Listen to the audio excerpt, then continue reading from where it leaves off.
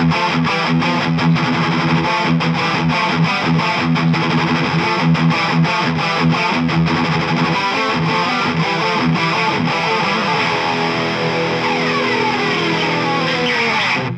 everyone and welcome to Pete and Vinnie Play. This is Q&A number 2.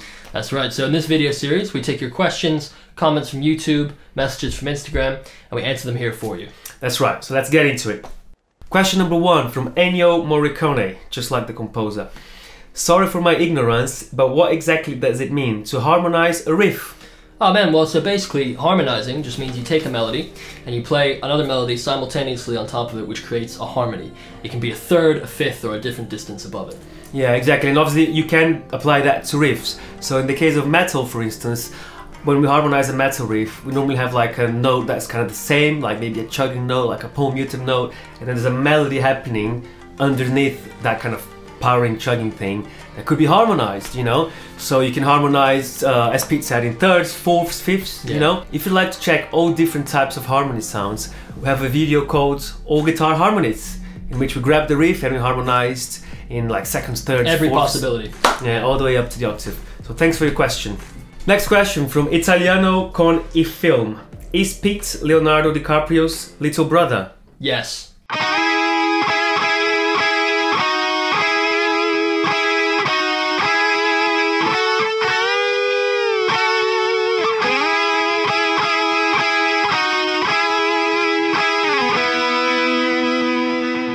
Well, not actually, but that's a big compliment, so thank you very much. Next question comes from Laura Cristo. She says, what Brazilian guitarist did you guys enjoy reacting to the most? So that, in case you guys don't know, we have a little show on the channel that's called Pete Reacting to My Favorite Brazilian Guitarist, in which basically I take some of my favorite Brazilian guitar heroes that he's never heard of before and I show it to him and we get a first reaction from Pete. Yeah, that's right. So which one is your favorite, man? Oh man, it's tricky, we've done a lot of good ones, but I think I'd have to say Eduardo Ardanui. Ardanui was it blew my mind, man, that guy's crazy. Yeah. Yeah. I was really happy with that one as well. I can say that was my favorite as well, probably, because like I'm such a fan, you know, and I grew up with him as well. So when I had the idea for the show, I knew it was the first one I wanted to show Pete, you know. So when we did it, like, he didn't fail to impress, obviously, you know, and it was really nice for me to be able to kind of, I don't know, showcase Brazilian talent in a way, you know. He's super outside the box, super like interesting phrasing and just. Do you remember when he took the string off the neck? Yeah, that was like, oh. Crazy. Yeah. So there you go. So next question comes from Jew5454. The tones are amazing. Can I ask what's the signal chain? Thanks. Thanks very much for that. That comes from our technical difficulties cover video. And the signal chain on that video was pretty simple. It was just a Marshall amp, the little like SL5, into an ISO cab. And then in the ISO cab, we had 2 mics. We had an SM57 and a ribbon mic. And then out of that, it went straight into the Universal Audio Apollo Twin interface, into Logic. That's pretty much it. So we have an entirely analog signal through up to the point that it reaches the interface. So that's the setup we have. Thanks for your question.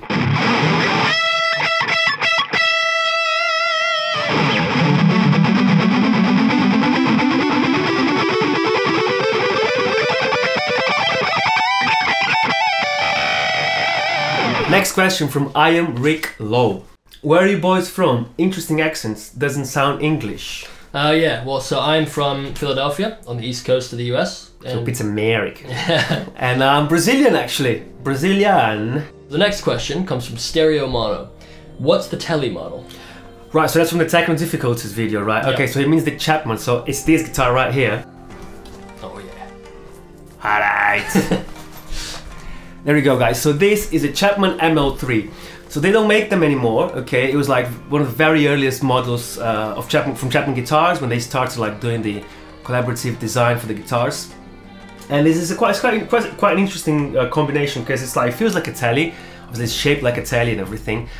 But the neck is super straight, like Ibanez neck, yeah. Kind of like shred guitar type. Yeah, like super, radius, you know? Yeah, exactly. Super fast, flat neck, really skinny. Yeah, and because of that, when I have something really fast that we need to play, like I just normally reach out for this guitar because you know the Les Paul sometimes hasn't got the best access and everything, you know, when you want to do like sweep and stuff. Yeah.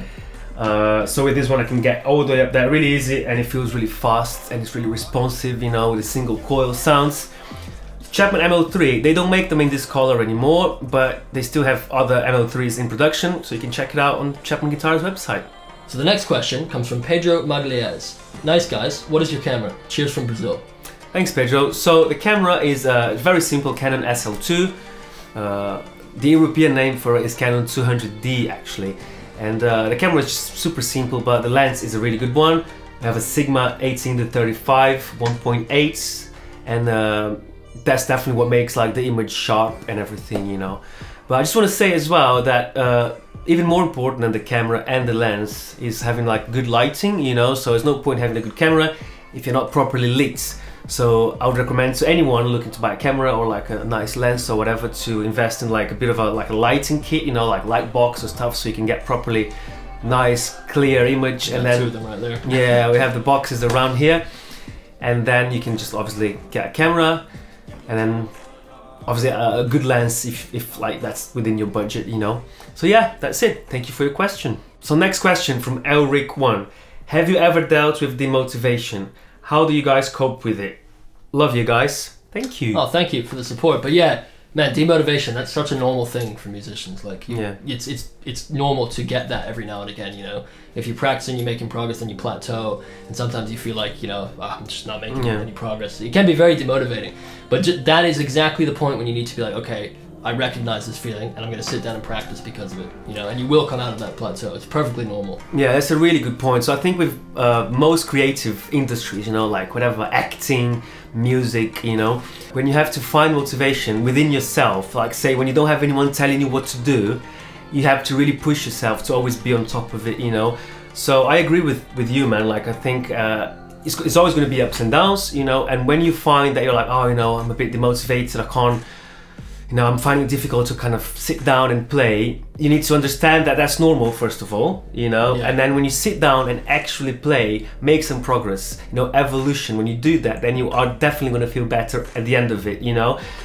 100% you're going to feel better than if you hadn't done anything. Yeah. You know? I think the hardest thing as well when you're in that state of mind is just to get started. But even if you just, once you sit down and plug in and start playing a little bit, like, oh yeah, cool. Yeah. I find like, if I'm like, oh, I don't feel like it. But then as soon as I sit down and actually do it for 5 minutes, I'm like, yes, I feel better. You know? I always think that it's always best to have something to show for at the end of the day, you know, instead of just kind of being around, you know, doing nothing or just being like, you know.